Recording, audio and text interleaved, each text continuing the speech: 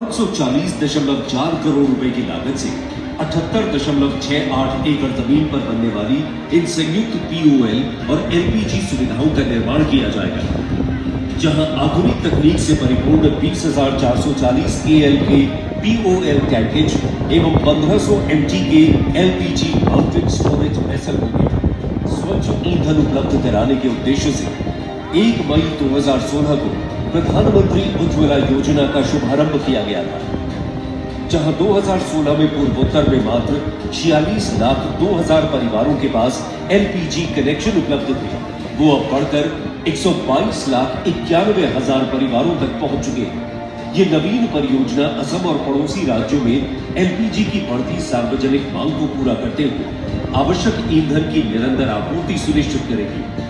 मौजूदा 332 retail outlet और आने वाले वर्षों में लगने वाले रिटेल आउटलेटों के ये संस्थापन अत्यंत मददगार साबित होगा।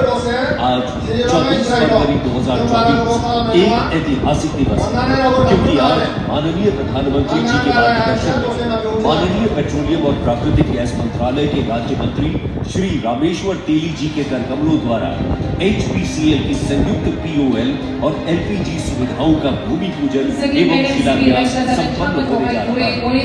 इस अवसर पर प्रादेशिक परिषद के माननीय श्री प्रमोद सांसद श्री नवकमरा नार्जरी जी, विधायक श्री अजय कुमार रॉय जी, विधायक श्री लॉरेंस इजलेरी जी, विधायक श्री जीरान बसुमन्य जी की गरिमामयी उपस्थिति इसे और भी विशेष बनाती है।